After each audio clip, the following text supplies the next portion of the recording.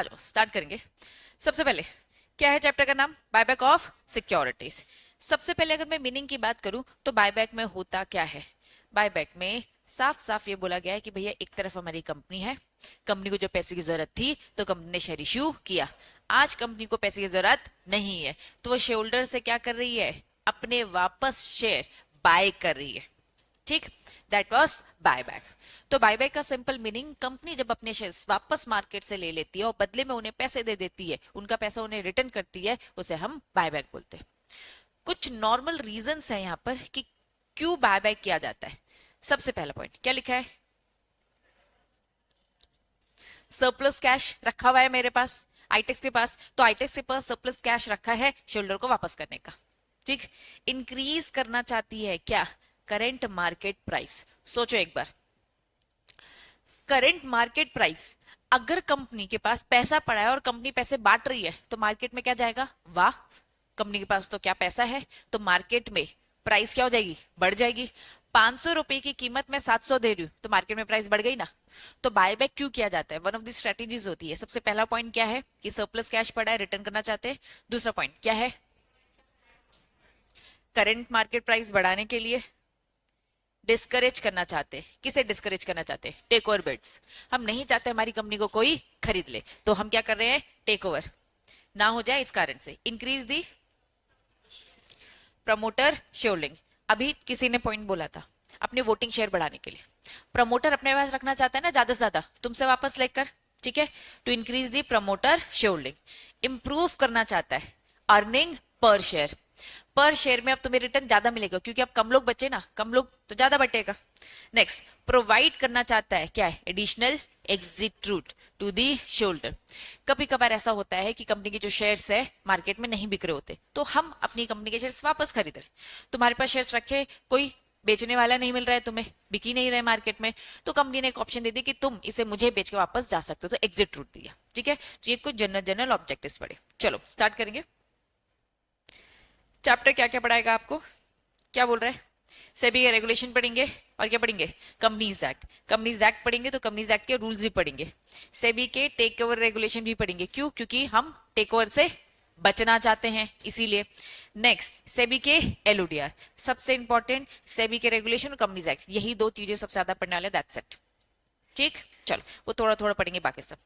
चलिए, इंट्रोडक्शन में बायबैक का मीनिंग ही बता के रखा है। सबसे पहली लाइन क्या है बायबैक का मतलब, buyback means act of purchasing its own share securities by a company. जब कंपनी अपने शेयर्स खुद खरीद लेती है उसे हम क्या बोलते हैं, बायबैक। मीनिंग याद रहेगा पक्का। चलो, अब यहां इन्होंने बोला है जनरली हम शेयर होल्डर को ना कैश देते दो तरीके से। पहला, या तो डिविडेंड के फॉर्म में दें लेकिन ओनरशिप आपके पास रहेगी, या तो दूसरा तरीका क्या है, दूसरा तरीका क्या है, बाय बैक करना। मैं आपको कैश दे रही हूं, या तो डिविडेंड के रूट से दूंगी या तो बाय बैक के रूट से, कि भैया मैं अपने शेयर्स वापस खरीद रही हूं। तो यहां इस पूरे चैप्टर में डिविडेंड नहीं पढ़ाया जाएगा, बाय बैक का रूट पढ़ाया जाएगा। ठीक है, फिर वो घिसी पिटी इधर उधर की बातें। कंपनी की मर्जी, फॉर एग्जाम्पल तुम लोग मेरे शेयर होल्डर हो, तुम सब मेरे शेयर होल्डर, अब मैं कंपनी आईटेक्स, अब कंपनी बोल रही है कि भैया इस साल हमें अच्छा खासा प्रॉफिट हुआ है, लेकिन कंपनी के बोर्ड ऑफ डायरेक्टर ने क्या डिसाइड किया है, डिविडेंड डिस्ट्रीब्यूट नहीं करेंगे। क्यों, क्योंकि हमारे पास प्रोजेक्ट है, इस प्रोजेक्ट में पैसा इन्वेस्ट करना है, तो हम आज डिविडेंड नहीं देंगे इस साल, फिर नेक्स्ट ईयर नहीं देंगे, नेक्स्ट ईयर नहीं देंगे। मतलब पूरा का पूरा जो बोर्ड ऑफ डायरेक्टर होता है वही डिसाइड करेगा कि भैया डिविडेंड मिलेगा या फिर नहीं। अगर डायरेक्टर ने डिसाइड कर लिया डिविडेंड नहीं मिलेगा तो आप भी नहीं मांग सकते। क्यों, क्योंकि बोर्ड ऑफ डायरेक्टर पे ही तो भरोसा करके तुमने उन्हें पैसे दिए थे, तो वही डिसाइड करेंगे ना कि आगे प्रोजेक्ट में लगाना है कि नहीं। अगर कोई अपकमिंग प्रोजेक्ट नहीं है तो उन्हें लग रहा है प्रॉफिट बांटना है तो डिविडेंड के फॉर्म में, लेकिन उन्हें लग रहा है नहीं हमें क्या करना है, बाय बैक करना है, तो बाय बैक भी कर सकते हैं। लेकिन क्या छीना जा रहा है बाय बैक में, पूछा जा रहा है, बस अच्छी कीमत दी जाएगी आपको, पिघल गए तो पिघल गए। ठीक, चलो स्टार्ट करते हैं। नहीं, कोई लिमिट नहीं होती, सब बोर्ड ऑफ डायरेक्टर की मर्जी होती है, सब। तो मतलब कि तुम अगर रिलायंस कंपनी में पैसा लगा रहे हो, एमआरएफ में, किसी भी टाटा वाटा में लगा रहे हो, तो उनके बोर्ड ऑफ डायरेक्टर पे भरोसा किया है तुमने। हाँ, मतलब आप कहोगे तो कितना सक्सेस, और लिमिट है, बायबैक की लिमिट है, डिविडेंड की कोई लिमिट नहीं है, क्योंकि बायबैक पूरा थोड़ा ना निकाल लोगे, आपको एक लिमिट तय कर दिया, अभी वो लिमिट पढ़ेंगे। ठीक, चलो आ जाओ नीचे। शॉर्ट में मैंने आपको ऑब्जेक्टिव बताया था, ये पूरी पूरी बुक में आपको ऑब्जेक्टिव दे दिया। क्यों बाय बैक किया जाता है, पहला पॉइंट समझ में आ रहा है? क्योंकि मुझे मेरी प्रमोटर की शेयर होल्डिंग बढ़ानी है, वोटिंग पावर मुझे चाहिए। Next, to improve EPS, earning per share. हर एक बंदा, अब जब कम लोग हो जाएंगे तो अर्निंग पर शेयर ज्यादा आएगा। एनहेंस करना चाहती हूँ क्या, long term shareholder value. सीधी बात इन्होंने बोला, improve the return on the capital. कम लोग रहेंगे तो ज्यादा लोग में बटेगा, तो रिटर्न ऑन कैपिटल बढ़ेगा, रिटर्न ऑन नेटवर्थ बढ़ेगा, एनहेंस हो जाएगा long term shareholder value. Next क्या लिखा है, एनहेंस। क्या एनहेंस करना चाहते हैं, इकट्ठा करना चाहते हैं। मैं कह रही हूँ कि सारे का सारा जो स्टेक है कंसोलिडेटेड फॉर्म में रहो, इकट्ठा रहे, सब इधर इधर बिखरे बिखरे। तो जो बिखरे बिखरे लोग हैं उन्हें तो आसानी से कोई भी खरीद लेगा और कल को मेरी कंपनी को क्या कर लेगा, टेक ओवर। तो हम कंसोलिडेट करना चाहते हैं, इकट्ठा करना चाहते हैं। नेक्स्ट, प्रिवेंट करना चाहते हैं अनवेलकम टेक ओवर बिड। जो हमें नहीं पसंद वो सारे टेक ओवर ना हो, जो हमें पसंद हो हम तो डिस्कस कर लेंगे भाई कि चलो आओ रिलायंस कंपनी हमारी कंपनी के शेयर्स खरीदो। लेकिन कोई हमसे चुपके हमसे बिना पूछे का शेयर्स खरीद तो वो से हमें दिक्कत है। नेक्स्ट, रिटर्न करना चाहते हैं। क्या रिटर्न करना चाहते हैं, सरप्लस कैश। किसको, शेयर होल्डर को। Allow profitable development of the cash surplus. हम तुम्हें एक्स्ट्रा और दे रहे हैं, ठीक है। चलो, टू अचीव क्या, हम अपने कैपिटल स्ट्रक्चर को और एडुकेट करना चाहते हैं, ऑप्टिमम करना चाहते हैं। नेक्स्ट, सपोर्ट करना चाहते हैं share price during the period of, क्या लिखा है, स्लगिश मतलब क्या, स्लो मार्केट कंडीशन। हमें लग रहा है हमारे मार्केट में हमारे शेयर उतने नहीं बिक रहे हैं, तो हाँ हम इसमें पैसा डाल देंगे, लोग खरीदने लगेंगे, लगेगा कि हाँ भाई इस कंपनी में कुछ तो है दम, पैसा है जो इधर उधर डिस्ट्रीब्यूट कर रहे हैं। नेक्स्ट, टू सर्विस क्या, मोर एफिशिएंट। हम इक्विटी को और एफिशिएंट बनाना चाहते हैं। नेक्स्ट, एडिशनल क्या दे रहे हैं, एग्जिट रूट। कब, जब आपके शेयर की वैल्यू क्या है, अंडर वैल्यू है, या फिर क्या लिखा है, थिनली मतलब क्या, बहुत ही कम ट्रेड होते हैं, मतलब तुम बेच ही नहीं पा रहे, इतनी ट्रेडिंग होती है कि तुम्हारे बिक ही नहीं रहे।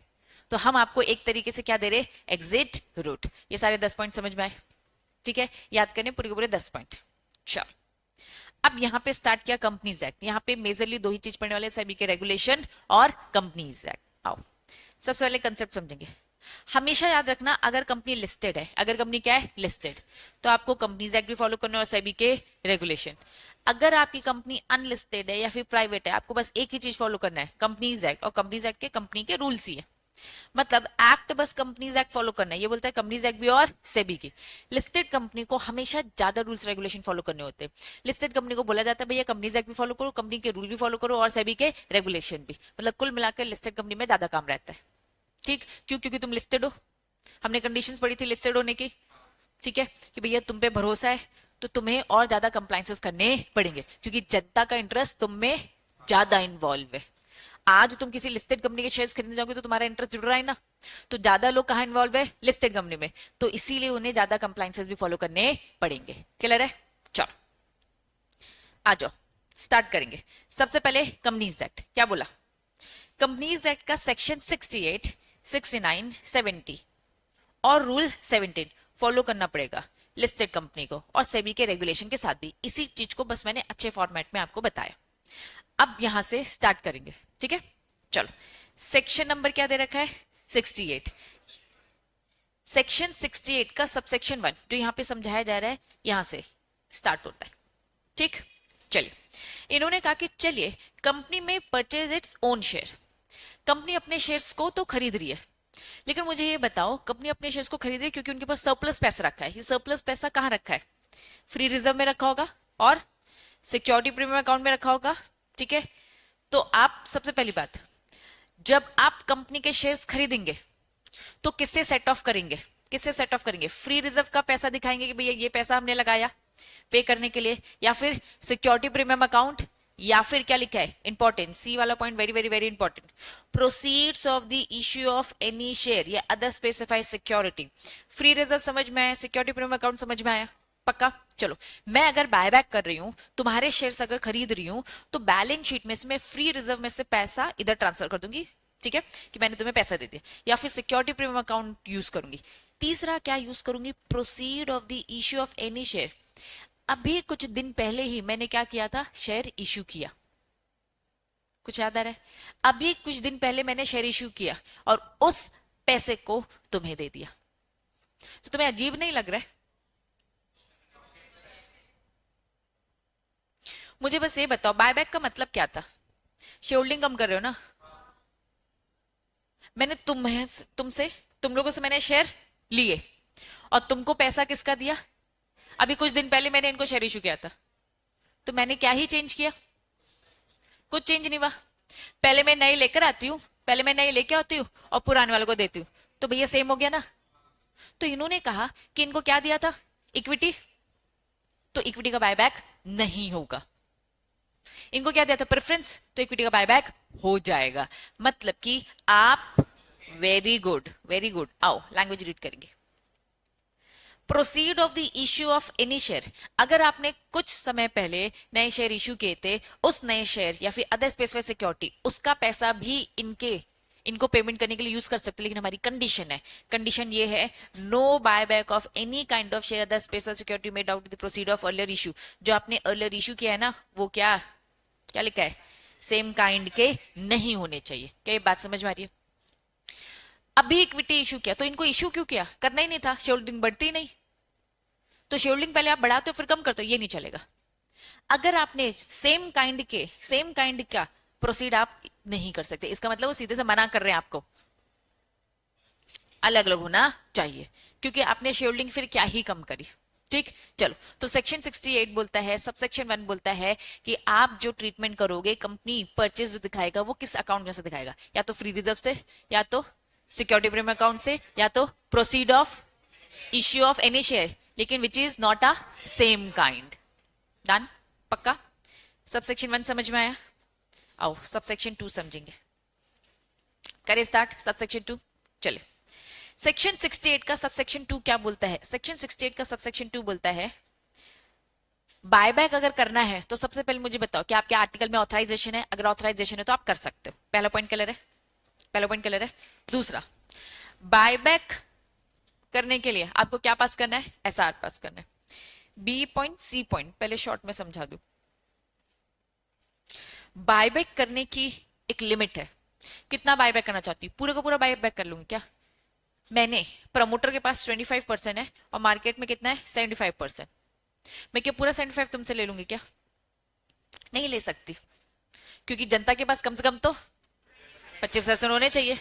तो पूरा बायबैक कर लूंगी तो क्या ही मतलब, तुम्हारी कंपनी तो पब्लिक कंपनी, क्यों ही बोल रहे हो फिर कंपनी को? ठीक है, तो बायबैक करने की एक लिमिट है। चलिए, इन्होंने कहा बोर्ड रेजोल्यूशन पास करना, और एक तरफ क्या लिखा है? स्पेशल रेजोल्यूशन पास करना। अगर बोर्ड रेजोल्यूशन पास करना है, बोर्ड ऑफ डायरेक्टर कह रहे हैं कि भैया हमें मेंबर से पूछने की जरूरत नहीं है, तो बोर्ड ऑफ डायरेक्टर को बोला कि आप 10% तक का कर सकते हो। अगर आप बायबैक करना चाहते हो 10%, 10% किसका? 10% किसका? इक्विटी का। पूरा अच्छे से रीड करो, टोटल पेड अप, लेकिन पेड अप किसका? इक्विटी का। प्लस क्या लिखा है? Free reserve. मतलब अपनी बैलेंस शीट खोलना, आईटेक्स की बैलेंस शीट खोली। आईटेक्स जब मैंने बैलेंस शीट खोली तो उसमें मैंने देखा कि बैलेंस शीट में इक्विटी कितने का है? 1 करोड़ का। फ्री रिजर्व में पैसा कितना पड़ा है? 2 करोड़ पड़ा है। ठीक है, चलो इसको 2 करोड़ करते हैं और उसको 1 करोड़ करते हैं। वापस, पेडअप कितना है? 2 करोड़। फ्री रिजर्व में कितना पड़ा है? 1 करोड़। कितना होता है? 3 करोड़। 3 करोड़ का 10% तक का बायबैक कर सकते हैं। कितना होगा? 30 लाख तक का बायबैक कर सकते हो। मतलब मार्केट से 30 लाख तक के शेयर्स बायबैक कर सकता है। बस बोर्ड रेजोल्यूशन पास करो, बोर्ड ऑफ डायरेक्टर, तुम्हें शेयर होल्डर से पूछने की जरूरत नहीं 30 लाख तक का। लेकिन तुम कह रहे नहीं, हमें 30 लाख बायबैक नहीं करना, हमें और ज्यादा करना है। अगर तुम्हें और ज्यादा करना है तो मैक्सिमम लिमिट कितनी है? 25%। शोल्डर से पूछो, अगर वो एसआर पास करते तो आप 25% तक का बायबैक कर सकते हो, उससे ज्यादा नहीं। लेकिन 25% किसका? Total paid up capital. क्या लिखा है? अच्छे से रीड करना। बोर्ड ऑफ डायरेक्टर को बोला बस तुम इक्विटी और फ्री रिजर्व, इक्विटी और फ्री रिजर्व, लेकिन शोल्डर को क्या बोला? Equity, preference, free reserve. मतलब अगर मैं अपना एग्जाम्पल चेंज करूं, 2 करोड़ का है मेरा इक्विटी, प्रेफरेंस है मेरा 1 करोड़ का, फ्री रिजर्व है मेरा 2 करोड़ का। अगर मैंने आपसे पूछा कि बोर्ड ऑफ डायरेक्टर कितना कर सकता है? मैक्सिमम 10% कर सकता है बोर्ड मीटिंग में अप्रूवल लेकर, तो 10% किसका? 2 करोड़ और मतलब 4 करोड़ का करेंगे अपन 10%। लेकिन अगर उससे ज्यादा करना है तो आपको क्या करना है? 5 करोड़ का मैक्सिमम 25%। तो ये आपको बीइंग अ सीएस चेक करना है कि बोर्ड ऑफ डायरेक्टर कितने तक का कर सकता है। बोर्ड ऑफ डायरेक्टर ने बोला कि भाई मुझे इतना इतना करना है, तो तुम ये कहोगे कि ठीक है, जितनी लिमिट आप बोल रहे हो उसमें आपको शोल्डर से पूछने की जरूरत नहीं है, या फिर जितनी लिमिट आप बोल रहे हो उसमें शोल्डर से पूछने की जरूरत है। बात समझ में आ रही है? तो क्या अगर आपसे पूछा जाएगा मैक्सिमम बोर्ड ऑफ डायरेक्टर कितना कितना बायबैक कर सकता है, तो आप कैलकुलेट करके बता पाओगे। ठीक है, शोल्डर से पूछ के कितने तक का? 25%। 25% किसका? इक्विटी, प्रेफरेंस और फ्री रिजर्व। नीचे बट इन केस बायबैक आपकी कंपनी बस इक्विटी करी है, तो इक्विटी कभी भी 25% से ज्यादा नहीं होना चाहिए एक फाइनेंशियल ईयर में। जिस फाइनेंशियल ईयर में करो तो याद रखना फाइनेंशियल ईयर इक्विटी में 25 से ज्यादा नहीं, मिलाकर भी नहीं, और सिंगल इक्विटी भी 25 से ज्यादा नहीं। अब मैंने बस तुम्हें अच्छे प्रेजेंटेशन में बताया है, आओ लैंग्वेज रीड करें। Buyback must be authorised by the special resolution, but special resolution की जरूरत नहीं है इफ द बायबैक अमाउंट कितना 10% और लेस किसका टोटल इक्विटी लिखा है, इक्विटी याद रखना, paid up equity and free reserve. SR पास करना मस्ट है, लेकिन एसआर की जरूरत नहीं पड़ेगी। कब जरूरत नहीं पड़ेगी? जब 10% paid up equity plus free reserve तक का कर रहे हो, तो board resolution is enough, board resolution is enough. ठीक है, नेक्स्ट पॉइंट, बायबैक 25% और लेस, तो पेड अप लिखा है, तुम अगर लैंग्वेज देखोगे तो बस पेड अप लिखा है, पेड अप लिखा है तो इसके अंदर इक्विटी प्रेफरेंस सब टोटल पेड अप में दोनों है, plus free reserve. However equity share एक फाइनेंशियल ईयर में कभी भी 25% से ज्यादा नहीं होना चाहिए। क्लैरिटी है? ए बी सी 3 पॉइंट समझ में आ गया। ए क्या बोलता है बताओ फटाफट। पहला, ऑथराइजेशन होनी चाहिए, आर्टिकल में ऑथराइजेशन होनी चाहिए। दूसरा, वेरी गुड, बोर्ड रेजोल्यूशन से 10% paid up equity and free reserve, 25% SR equity preference free reserve, लेकिन एक फाइनेंशियल ईयर में इक्विटी से कभी भी नहीं होना चाहिए। समझ में आ गया? डेट इक्विटी रेशियो समझते हो? बताओ जरा डेट इक्विटी रेशियो क्या होता है? डेट इज टू इक्विटी, पहले डेट तो एक स्टैंडर्ड रेशियो होता था 2:1। आपका अगर डेट क्या है 2 है, सॉरी इक्विटी अगर आपका 1 है तो आप उधार 2 तक का ले सकते हैं, एक स्टैंडर्ड रेशियो मेंटेन करके रखो। Debt equity ratio secured unsecured जो भी आपका डेट होगा, ठीक है, उन्होंने क्या बोल दिया, ट्वाइस दी पेड अप और फ्री रिजर्व, वही 2:1 की बात करें। नेक्स्ट, हाउएवर सीजी चाहे तो कुछ पर्टिकुलर क्लास ऑफ कंपनीज के लिए ये रेशियो बढ़ा सकती है, मतलब अगर उनका इक्विटी 1 है तो डेट कितना 6 गुना ले सकते हो, कुछ स्पेसिफाइड कंपनीज के लिए, सीजी को जो ठीक लगे। ठीक, डी पॉइंट क्लियर है? पक्का? आ जाओ ई में, सारे के सारे शेयर्स फुल्ली पेड। भाई मैं तुम्हें बाय बैक कर रही हूँ, तुम्हारे शेयर वापस ले रही हूँ, तो तुमने भी तो पैसे मुझे पहले पूरे दिए होने चाहिए, जब पूरे दोगे तभी तो मैं भी लौटाऊंगी, तो उन्हीं शेयर्स का बायबैक करना जो क्या हो, फुल्ली पेड अप हो। चलिए next, F, buyback of the share और any other security listed on the recognised stock exchange, आपको क्या करना पड़ेगा, सभी के रेगुलेशन फॉलो। सिंपल भाषा में बोलूं तो आप बस कंपनी अनलिस्टेड नहीं लिस्टेड हो, तो अगर तुम लिस्टेड हो, अभी हम कंपनीज एक्ट पढ़ रहे हैं, कंपनीज एक्ट की ये कंडीशन है, मतलब हर अनलिस्टेड हर प्राइवेट कंपनी को फॉलो करने। बस यहाँ पे एफ पॉइंट बोलता है अगर तुम लिस्टेड हो तो सेबी के भी रेगुलेशंस फॉलो करने पड़ेंगे। डन? कितने पॉइंट हो गए? चलो पहला क्या है, पहला क्या है, ऑथराइजेशन होनी चाहिए आर्टिकल में। दूसरा, बोर्ड रेजोल्यूशन 10% वाली बात, एसआर 25% वाली बात, डेट इक्विटी रेशियो 2:1, 6:1 भी हो जाएगी। सेंट्रल गवर्नमेंट चाहे तो कुछ सर्टेन क्लास ऑफ कंपनीज को हायर रेशियो दे सकते हैं, दैट वाज 6:1, जो फुल्ली पेड अप होंगे। और एफ वाला पॉइंट क्या बोलता है, लिस्टेड हो तो सभी के रेगुलेशन भी फॉलो करने। ठीक है, next, the buyback in respect of the shares या फिर other specified security other than those specified in the clause F in accordance with the no offer of the buyback above shall be made within the period of 1 year। Reckoned मतलब होता है calculate करना, from the date of closure of the preceding buyback. Simple भाषा में ये है, जब आपका बायबैक खत्म हुआ 1 साल का गैप लो, फिर बायबैक करो, मतलब लगातार बायबैक नहीं कर सकते वापस। हाँ, date of closure of the preceding of the buyback, no offer of buyback mention above shall be made.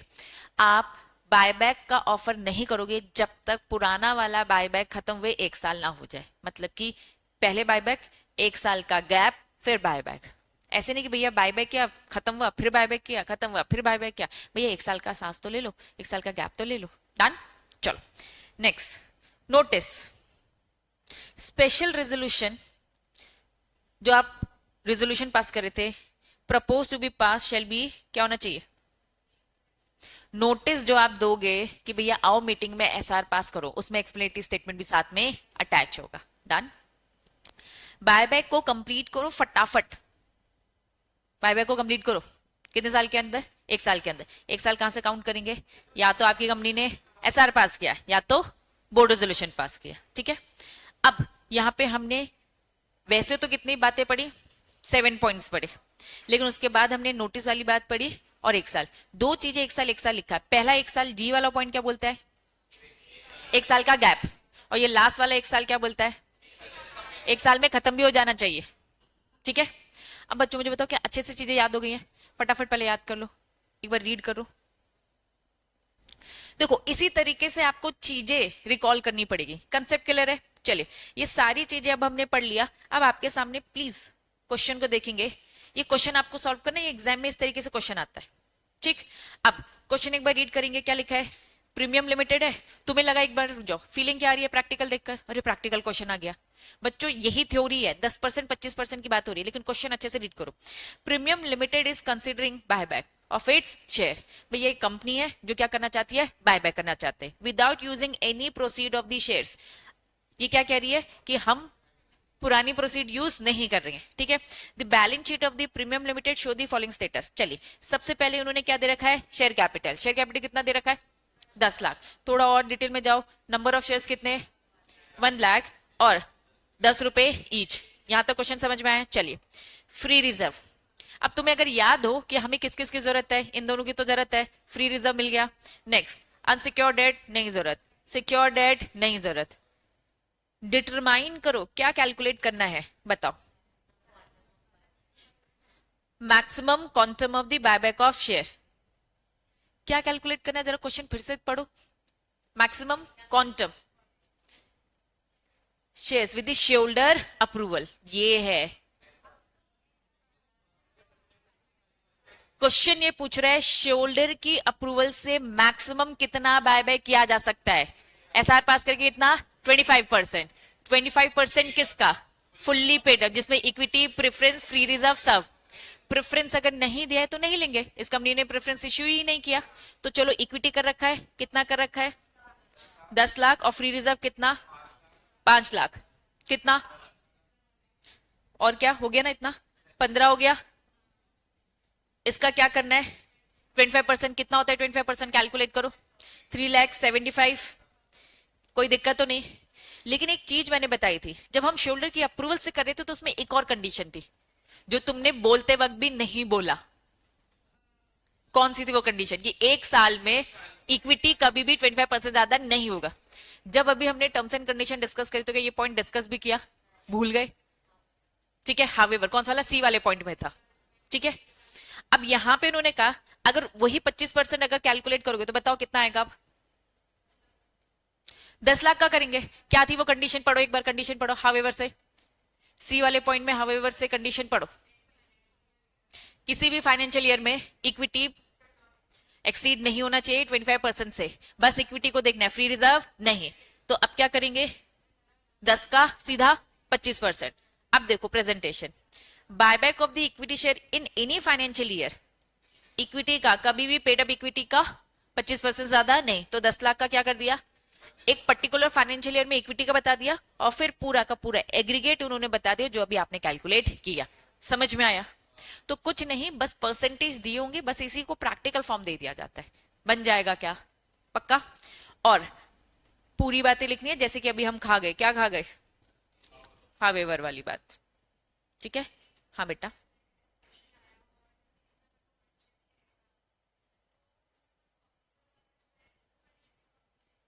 हाँ हाँ देनी ही पड़ेगी। अगर शोल्डर की बात करिए ना तो इक्विटी का भी देना पड़ेगा। अगर बोर्ड ऑफ डायरेक्टर की बात कर रखी है तो बस 10%, क्योंकि 25% में वो दो बातें थी ना हावेवर, तो इसलिए पूरी बात बतानी पड़ेगी, पूरा प्रोविजन भी बताना पड़ेगा और पूरी कैलकुलेशन भी दिखानी पड़ेगी। डन। चलो नेक्स्ट, अब इन्होंने कहा अभी तो हम कंपनीज एक्ट की बात कर रहे थे, अभी किसकी बात कर रहे थे? Companies act. कंपनीज एक्ट के अकॉर्डिंग हमने ये सब देखा, अब हम यहां से स्टार्ट करेंगे भैया सेबी रेगुलेशन के हिसाब से क्या क्या होना चाहिए। चलिए स्टार्ट करेंगे। इन्होंने कहा कि भाई सेबी बायबैक के regulation applicable only listed entity, unlisted entity को क्या करना है? बस कंपनीज एक्ट। वही घिसी पिटी बातें, और इसके ऊपर पूरे पैराग्राफ में फिर से उन्होंने यही बातें बोल रखी है जो मैंने तुम्हें बस क्रक्स यहां पर मार्क करवा दिया। डन। चलो बढ़ते आगे। एप्लीकेबिलिटी, सेबी बायबैक जो रेगुलेशन है apply to buyback of the shares and the other specified securities. चलो लिस्टेड कंपनी आपको फॉलो करना पड़ेगा। Share means include equity share having, क्या लिखा है? Superior voting rights. जहां कहीं भी हम यहाँ पे शेयर्स पढ़े तो शेयर्स में क्या है? सुपीरियर वोटिंग राइट भी है, जो अक्सर प्रमोटर या फाउंडर ही अपने पास रखता है। क्लैरिटी है? पक्का पक्का।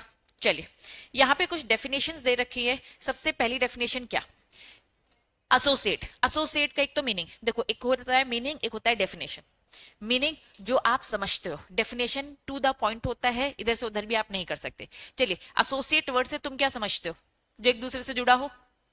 Associate means include. एसोसिएट में वो पर्सन इंक्लूड होता है जो डायरेक्टली इनडायरेक्टली बाय हिमसेल्फ या फिर रिलेटिव के साथ मिलकर एक्सरसाइज कर रहा है कंट्रोल ओवर दी कंपनी। हम पढ़ रहे हैं बायबैक, ठीक है? बायबैक में जहां कहीं भी एसोसिएट आएगा, एसोसिएटेड मतलब कि मैं खुद या फिर अपने रिलेटिव के साथ डायरेक्टली या फिर इनडायरेक्टली क्या कर रही हूँ? कंपनी को कंट्रोल कर रही हूँ, तो वो हो गया एसोसिएट। कंपनी का एम्प्लॉय भी तो एसोसिएट हो गया, कंपनी का ऑफिसर भी तो एसोसिएटेड है भाई। अगर आईटेक्स है, आईटेक्स में मैं अगर डायरेक्टर हूं तो मैं एसोसिएटेड हूँ। रक्षा दीदी ओमकार भैया एम्प्लॉय है तो एसोसिएटेड है। तो employ director officer also director officer of the employ of the company, तो प्लीज ये लोग सब क्या कहलाएंगे? एसोसिएटेड। एसोसिएट वर्ड का मतलब समझ में आ गया। चलिए नेक्स्ट क्या लिखा है? Buyback period. बायबैक का ड्यूरेशन कहां से कहां तक होगा? अभी मैंने तुम्हें 1 साल वाली बातें पढ़ाई, ठीक है? तो बायबैक का पीरियड क्या है? सिंपल भाषा में अगर बोलूं, जब भी बोर्ड रेजोल्यूशन पास हुआ या फिर स्पेशल रेजोल्यूशन पास हुआ। वापस से बोलूं, बोर्ड रेजोल्यूशन कहां पास हो रहा है? मीटिंग में। स्पेशल रेजोल्यूशन कहां पास हो रहा है? मीटिंग में। तो जब भी जिस मीटिंग में बोर्ड रेजोल्यूशन एसआर पास हुआ, वहां से बायबैक का ड्यूरेशन स्टार्ट। खत्म कब होगा? 1 साल के अंदर हो जाना चाहिए, ठीक है? लेकिन आपका कब खत्म होगा? जब पेमेंट, मतलब 1 साल के अंदर पेमेंट कर लेना।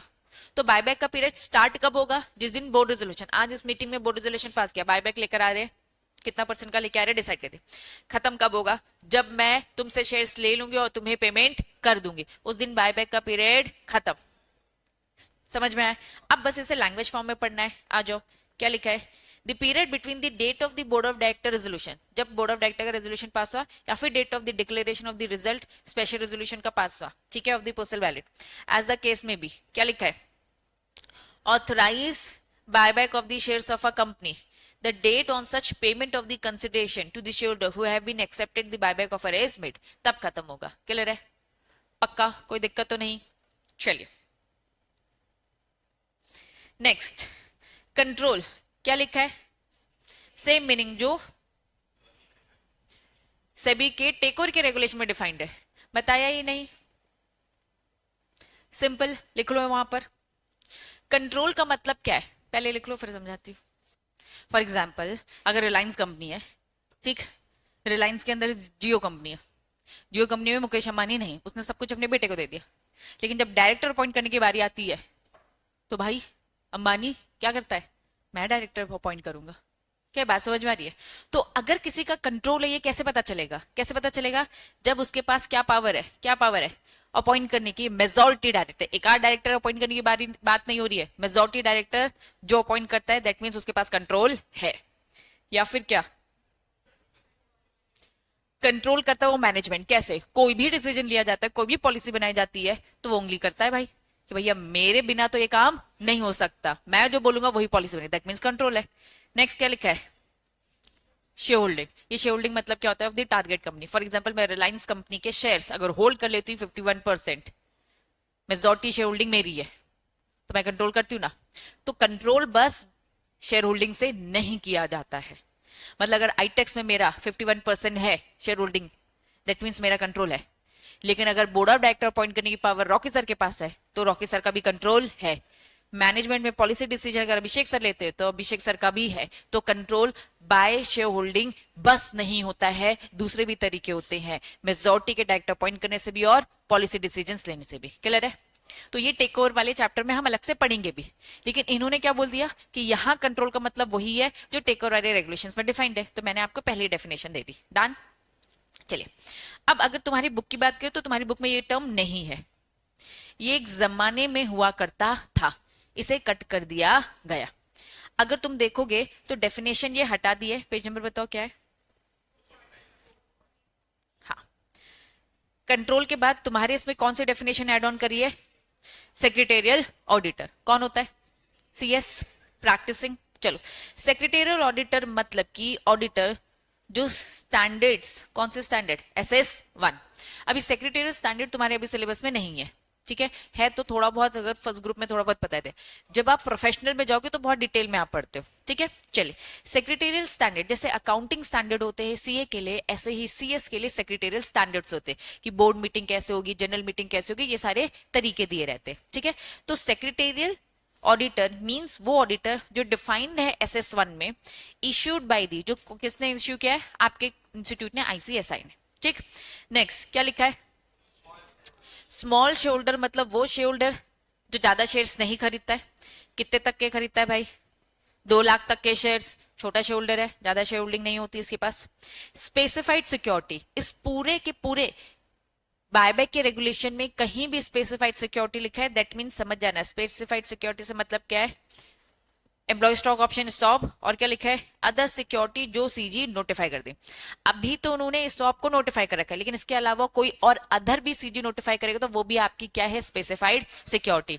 तुम अगर लैंग्वेज रीड करोगे तो बीच बीच में लिखा है कि भैया ये और any other specified security, that means वो स्टॉप की बात करे या एनी अदर जो सीजी ने भविष्य में अपनी पावर रख ली कि भैया भविष्य में कुछ और भी मैं बोलूंगा तो वो पहले से ही बता दूं तुम्हें, वो भी एड ऑन हो जाएगा, ठीक। चलिए, क्या लिखा है? Tender offer. टेंडर ऑफर का अगर मैं मतलब बोलूं तो ये एक ऑफर होता है जिसमें क्या कर रहा है? कंपनी बायबैक का ऑफर दे रहा है थ्रू, क्या लिखा है? Letter of offer from the holders of the shares. मतलब यहां पर बस आपको ऑफर दिया जा रहा है। मैंने क्या बोला ना? ऑप्शन। ऑप्शन की जगह इसको बोलूंगी एक ऑफर दिया जाता है कि भैया हम बाय बाय करना चाहते हैं, ये एक ऑफर है, अगर इंटरेस्टेड हो तो एक्सेप्ट करो, इंटरेस्टेड नहीं हो तो रिजेक्ट करो, नहीं बिकेंगे। बात समझ में आ गई? That was tender offer. Definition समझ में आ गई? हमने कंपनीज एक्ट की कुछ कंडीशंस पढ़ी थी। पहली कंडीशन कंपनीज एक्ट का बोलता है कि भैया आर्टिकल में ऑथराइजेशन होनी चाहिए। दूसरी कंडीशन बताओ? 10% बोर्ड रेजोल्यूशन से काम चल जाएगा। लेकिन 10% किसका? Total paid up equity and free reserve. तीसरा वाला पॉइंट 25% किसका? SR, 25% equity preference free reserve. However paid up capital पूरा है ना। हावेवर 25% एक साल में इक्विटी 25% से ज्यादा नहीं एक्सीड होनी चाहिए। Fourth point fully paid up, मतलब कि वही बाय बैक होंगे जो फुल्ली पेड अप है। और बताओ रेशियो क्या था? 2:1।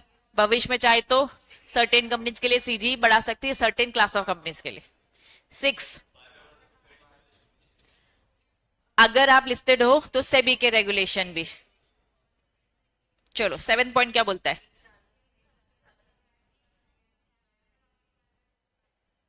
एक साल का गैप ले लेना जब आपका बायबैक पीरियड खत्म होता है। जरा मुझे बताओ बायबैक का पीरियड कब खत्म होता है? स्पेशल और BR रेजोल्यूशन से स्टार्ट होगा, पेमेंट ऑफ कंसिडरेशन में खत्म होता है, वहां से एक साल का गैप, फिर ऊपर दोबारा से स्टार्ट करना है, फिर रेजोल्यूशन पास करना है, ठीक है। फिर हमने नोटिस के साथ एक्सप्लेनेटरी स्टेटमेंट अटैच करना। देन उसके बाद एक और बात पड़ी थी, जब भी board resolution special resolution pass किया, एक साल के अंदर बायबैक खत्म हो जाना चाहिए, लेट नहीं होना चाहिए। डन? चलो, ये जो तुमने अभी जितनी बातें बताई है कंपनीज एक्ट की बताई है। बोलते यही रहता है ना तू? चलो, अब हम सेबी के रेगुलेशंस पढ़ रहे हैं। Condition for the buyback of the security and other security. अब अब तुम्हें देखना सेबी के रेगुलेशन भी ऑलमोस्ट सेम लगेंगे। अब क्या लिखा है, maximum limit of the buyback. अगर आपसे पूछा जाता है कि एक कंपनी एक साल में कितना बायबैक कर सकती है, 25%, और उसकी भी कंडीशन क्या है, एसआर पास करके, वो भी 25% भी किसका, टोटल पेड अप कैपिटल, जिसके अंदर इक्विटी प्रेफरेंस दोनों होता है एंड फ्री रिजर्व। पता चला इक्विटी प्रेफरेंस में अटक गए, फ्री रिजर्व खा गए, फ्री रिजर्व भी बताना है, ठीक है। चलो 25% किसका, सेम वही सारी चीजें, ठीक है। लेस या aggregate paid up capital and free reserve, ठीक। चलिए अगर तुम देखोगे बोथ, क्या लिखा है, स्टैंड अलोन एंड कंसोलिडेट, ये टर्म बार बार आता है। आईटीएस कंपनी सिंगल है, ठीक है, तो आईटीएस कंपनी की बैलेंस शीट स्टैंड अलोन होगी। आईटीएस कंपनी की होल्डिंग सब्सिडी कंपनीज भी है, तो हम क्या बोलेंगे, कंसोलिडेटेड। तो स्टैंड अलोन है तो स्टैंड अलोन, या फिर कंसोलिडेटेड है तो कंसोलिडेटेड। बात समझ में आ गई, तो वो देख लेना।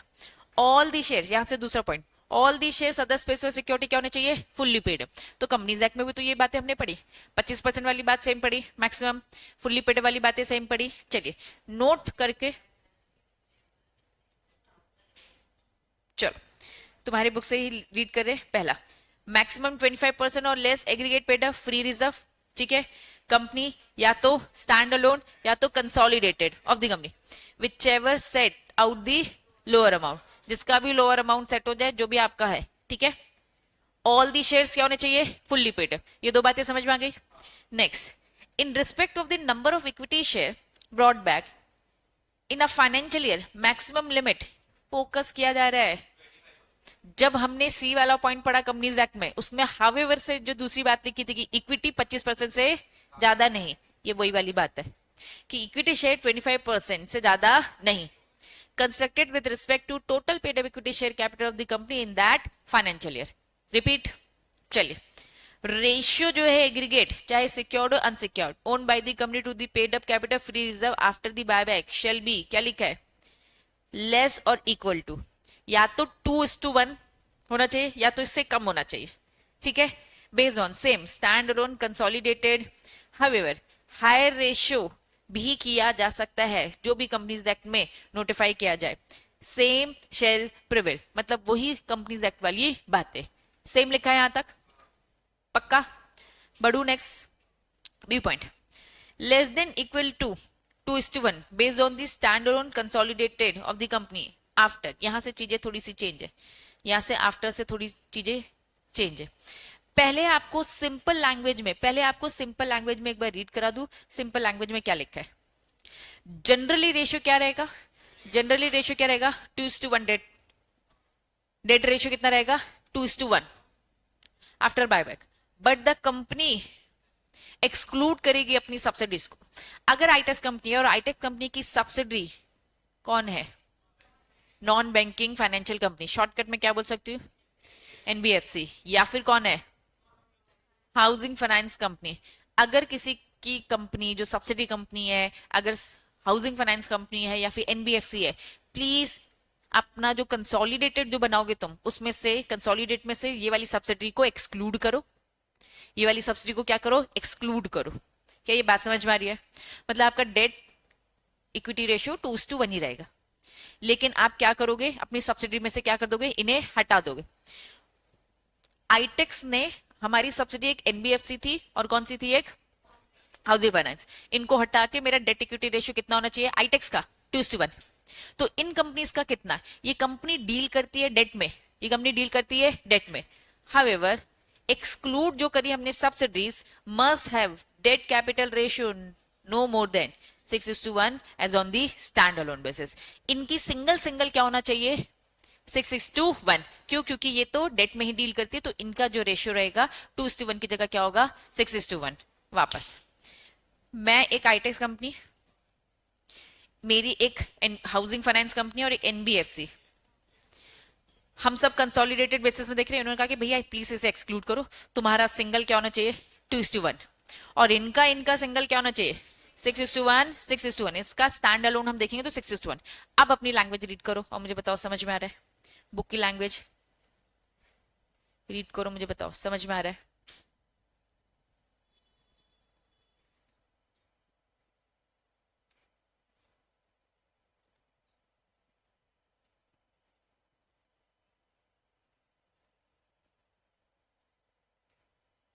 आया? चलो, तो पूरा कंप्लीट, सेम सारी बातें, बस हमें थोड़ा सा एक्स्ट्रा सेबी रेगुलेशन में क्या मिला, ये, बाकी सारी चीजें सेम है। ठीक, चलो बढ़ते हैं आगे। क्योंकि कंपनी नहीं, कंपनीज एक्ट के रूल्स नहीं है ये क्या पढ़ रहे हैं, सेबी, थोड़ी एक्स्ट्रा बातें होंगी। यहां पर हमारा कंपनीज एक्ट रुक गया था, कंपनीज एक्ट ने सारी जी पॉइंट तक बोले तो फिर रुक गया था। ये सेबी बोल रहा है मैं नहीं रुकता, मैं तो बहुत सारे रूल्स रेगुलेशन बताऊंगा, एडिशनल कंडीशंस बताऊंगा। चलो, बायबैक करने की और एक्स्ट्रा कंडीशन, पहला क्या लिखा है, बायबैक नहीं करोगे अगर तुम्हारा प्लान क्या है, डीलिस्ट, डीलिस्ट बताओ।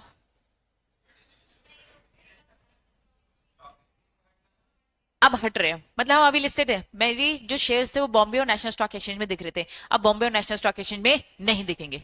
अगर तुम डीलिस्ट करने का सोच रहे हो तो तुम्हें हम बायबैक नहीं करने देंगे।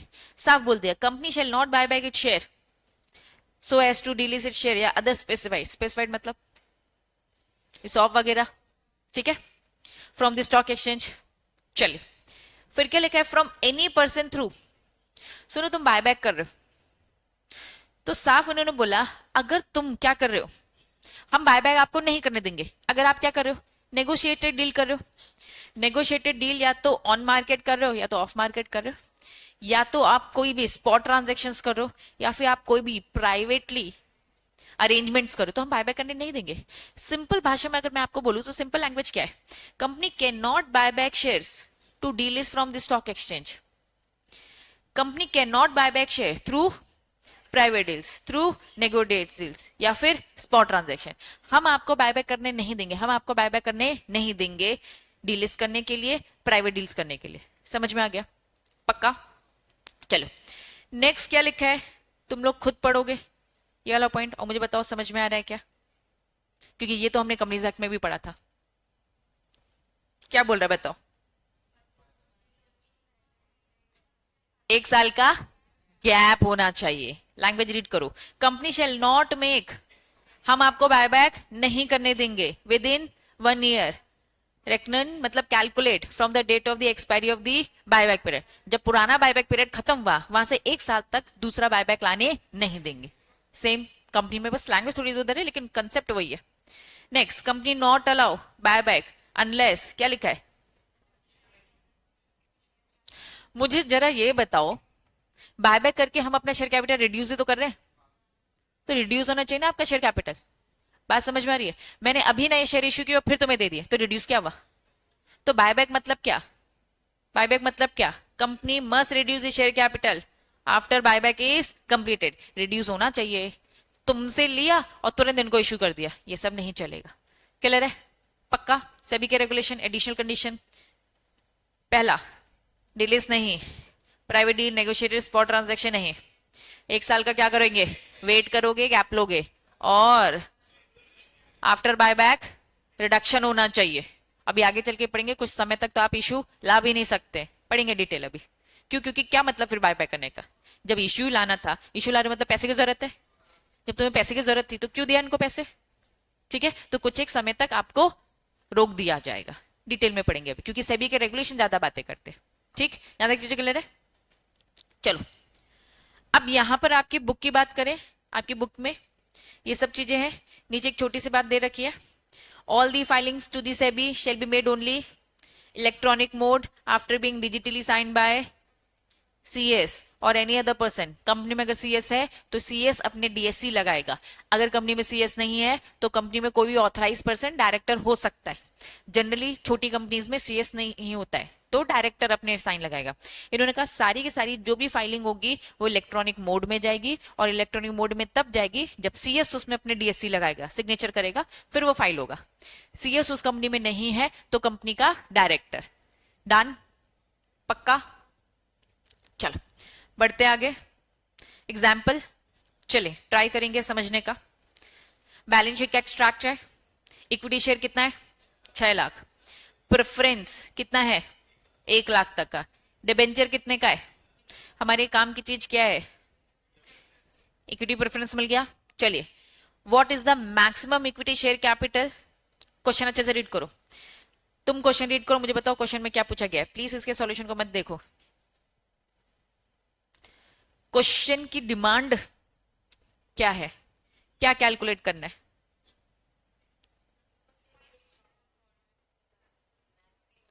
मैक्सिमम कितने equity share capital buy buy कर सकते हैं? दूसरा क्वेश्चन, नंबर भी बताओ equity share that can be, मतलब कि आपको पूरा प्राइस टोटल भी बताना है और नंबर ऑफ शेयर्स भी बताने हैं।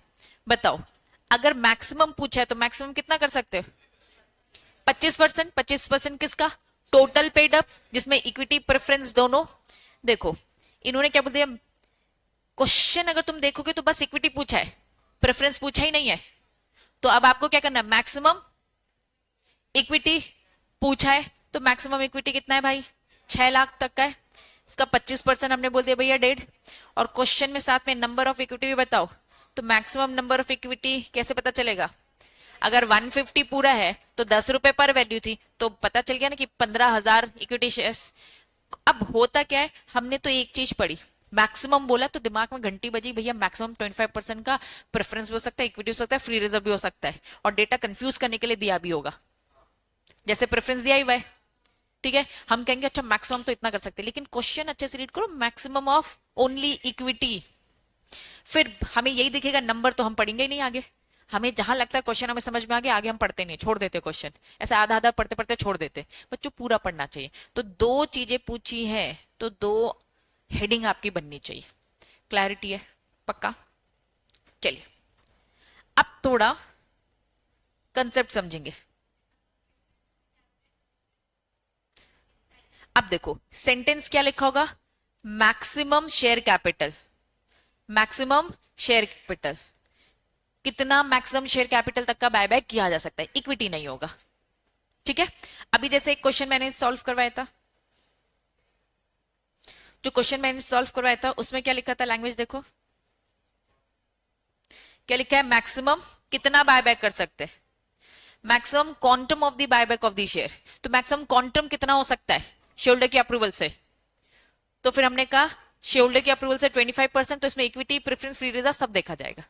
ठीक है, मैक्सिमम क्वांटम बोलो, इक्विटी स्पेसिफिक बोलते इक्विटी देखने का। ठीक, चलो अब बच्चों आते हैं, वो जो केस है उसको एक बार रीड करेंगे, मेरे साथ रीड करेंगे। Financial data of the listed company दे रखा है 31 मार्च 2022। ऑथराइज कैपिटल कितना दे रखा है? क्वेश्चन अच्छे से रीड करना, तुम्ही को जवाब देना है। ठीक है, आंसर मत रीड करना। ऑथराइज कैपिटल कितना है? 10 करोड़, जिसमें से 1 करोड़ नंबर ऑफ शेयर्स है और 10 रुपए each. Paid up equity share capital कितना दे दिया? 5 करोड़। क्वेश्चन, जनरल रिजर्व कितना दे दिया? जनरल रिजर्व ही फ्री रिजर्व होता है। ठीक है, 3 करोड़। यहां से डिबेंचर रिडम्पशन रिजर्व कितना है? 2 करोड़। क्वेश्चन यहां से स्टार्ट करो। अब ये क्वेश्चन यहां से तुम रीड करोगे और क्वेश्चन क्या पूछ रहा है पहले मुझे बताओगे कि क्वेश्चन क्या पूछ रहा है।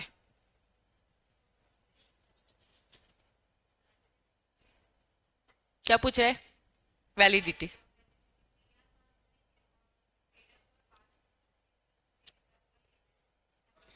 सबने पढ़ लिया अच्छे से? Board of director of your company pass special resolution by circulation of the buyback of the share to the extent कितना? 9%।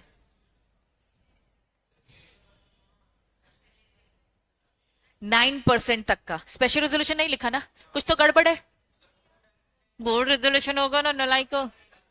9% तक में क्या होना चाहिए? ठीक है, चलो देखा कैसे कंफ्यूज होते हो। फिर paid up capital and free reserve, you are required to examine the validity of the proposal. जो ऊपर बोर्ड ऑफ डायरेक्टर 9% तक का कर रखा है, तुमसे पूछा जा रहा है एकदम सही किया है? 2 जवाब, सही दिया है क्या? कितने बच्चे बोल रहे हैं हाँ सही दिया, और कितने बच्चे बोले कि नहीं गलत किया है? गलत किया है। मेरा आंसर तो गलत किया है, मेरा आंसर तो क्या गलत किया है। अब ढूंढो क्वेश्चन में कुछ तो है जो तुम मिस कर रहे हो। एग्जाम में ऐसा ही होता है, हम क्वेश्चन की एक एक चीज को पढ़े, कुछ गड़बड़ है।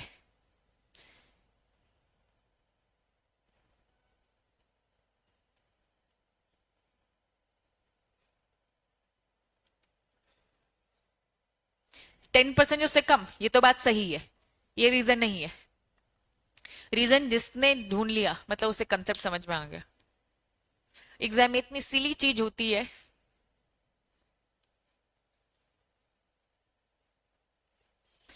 चलो नहीं मिल रहा, कि समय दे दूं? चलो समय दिया, ऐसी चीज है। ये क्या लिखा है बच्चों?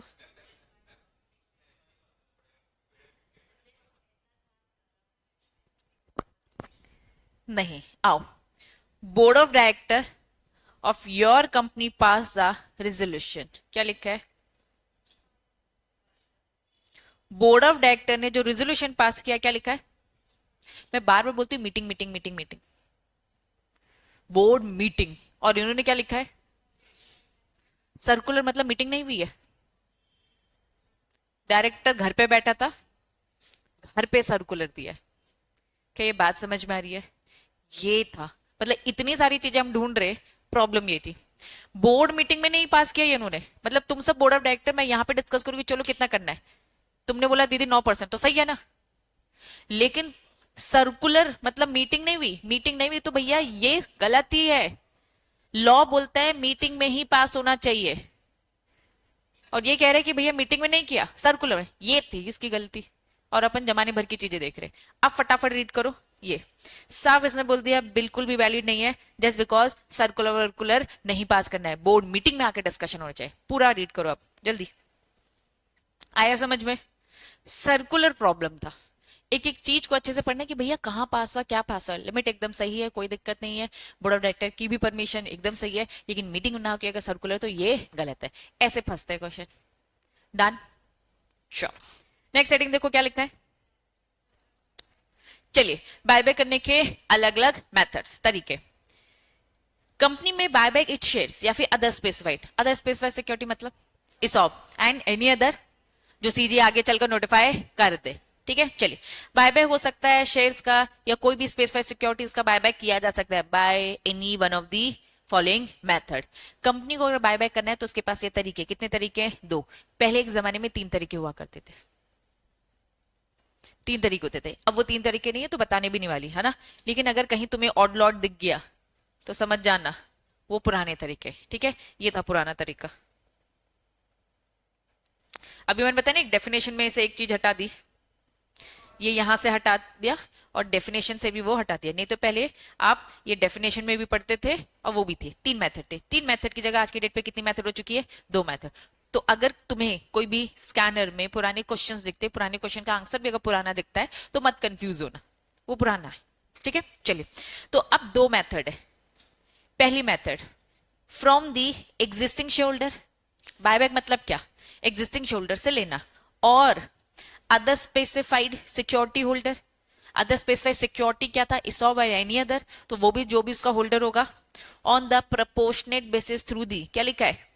Tender offer. डेफिनेशन में टेंडर का मतलब बताया था। टेंडर मतलब मैंने आपको ऑफर दिया, सही लगता तो एक्सेप्ट करो, अदरवाइज रिजेक्ट कर दो।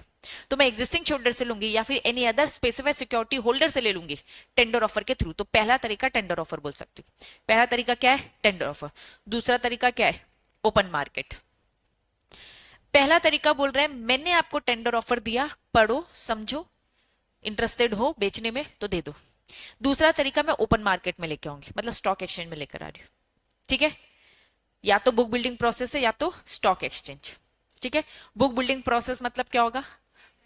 रेड हेरिंग प्रोस्पेक्टस वाला, जिसमें प्राइस, अगर मैंने तुमसे पूछा बुक बिल्डिंग प्रोसेस क्या है तो तुम बोलोगे बुक बिल्डिंग प्रोसेस है जिसमें प्राइस फिक्स नहीं है। तो ये बुक बिल्डिंग प्रोसेस और स्टॉक एक्सचेंज। ठीक है, चलिए। तो तरीके कितने हैं? 2। पहला टेंडर ऑफर, दूसरा ओपन मार्केट। टेंडर ऑफर में किसको दिया जाता है? एग्जिस्टिंग शेयर होल्डर से दिया जाता है या फिर अदर स्पेसिफाइड सिक्योरिटी होल्डर। ठीक है, ओपन ऑफर में 2, बुक बिल्डिंग प्रोसेस और स्टॉक एक्सचेंज। आओ, buyback from the open market. अब जो ओपन मार्केट है धीरे धीरे इसे भी खत्म कर दिया जा रहा है। ऑड लॉट खत्म हो चुका है, अब आगे चल के इसे भी खत्म कर दिया जाएगा। ओपन मार्केट खत्म हो जाएगा, बस एक लौता ही बचा रहेगा टेंडर ऑफर। कैसे भैया ओपन मार्केट को कैसे खत्म किया जा रहा है? इन्होंने बोल दिया ओपन मार्केट से जब तुम बाय बैक करोगे तो हमने इसकी एक लिमिट तय कर दी 15% तक का। ठीक है, क्या लिखा है? Buy back from the open market. Open market से जब आप बाय बैक करने जाओगे तो क्या बोल दिया? Based on the standalone consolidated set out the lower amount shall be less than 15% से कम का, 15% से कम का आप क्या करोगे, बायबैक। अब कंपनीज एक्ट नहीं पढ़ रहे हो, अब आप क्या पढ़ रहे हो, सेबी। कंपनीज एक्ट क्या बोलता है, 10%, 25%, इसमें तो कोई दिक्कत नहीं। मतलब टेंडर ऑफर से आप कितना कर सकते हो, 10% और 25%। लेकिन ओपन मार्केट के लिए लिमिट अलग है। ओपन मार्केट मतलब अलग, ओपन मार्केट भी आगे चलकर खत्म कर देंगे। इन्होंने कहा तुम 15% से कम, जबकि हम टेंडर ऑफर से तो कितना कर सकते हैं, मैक्सिमम 25%। इन्होंने क्या बोल दिया, 2023 31 मार्च 2023 में कितना कर सकते थे, 15। आज किस ईयर में स्टैंड कर रहे हो, कहां खड़े हो, 25। 2024 पिछले साल तक जब बच्चों को पढ़ाते तो कितना था, 10%। आज मतलब जैसे 31 आएगा तो कितना, मतलब उसके बाद क्या हो जाएंगी चीजें खत्म। However, buyback from the open market through stock exchange shall not be allowed with effect from 1 अप्रैल 2025 से ओपन मार्केट में जो स्टॉक मार्केट है ये खत्म। मतलब स्टॉक मार्केट से अब आपको खरीदना अलाउड ही नहीं। 2023 तक, मार्च तक में क्या बोला, 15, फिर 24 मार्च तक क्या बोला, 10, और अभी 25 तक में क्या बोला, 1 अप्रैल से तो ओपन मार्केट स्टॉक एक्सचेंज वाला खत्म। कौन सा वाला खत्म, स्टॉक एक्सचेंज वाला खत्म। मतलब तुम्हारा टेंडर ऑफर रहेगा, ओपन मार्केट का क्या रहेगा, बुक बिल्डिंग प्रोसेस रहेगा। समझ में आया, याद रहेगा पक्का। अब ये घिसी पिटी कंपनीज एक्ट वाली बातें करी इसने। हम सेबी के रेगुलेशन पढ़े तो कंपनीज एक्ट की चीजें थोड़ी सी रिपीट होंगी। सेबी एक्ट क्या बोलता है, बायबैक का जब ट्रांजैक्शन करोगे तो कौन सा पैसा यूज कर सकते हो, फ्री रिजर्व कर सकते हो, सिक्योरिटी प्रीमियम अकाउंट कर सकते हो, और proceed of issue of any share से other specified security which are not a same kind. पढ़ा था ना, यहां लिख दिया इन्होंने, सेम काइंड नहीं होना चाहिए। सोर्स बिल्कुल सेम, सेबी के रेगुलेशन और कंपनीज एक्ट सेम बोलते हैं। यहां तक चीजें क्लियर है। क्या लिखा है, प्रोहिबिशन। ठीक है, अब रोक देती हूं, यहां से अब नेक्स्ट क्लास में पढ़ेंगे। ठीक है, आज की सभा समाप्त।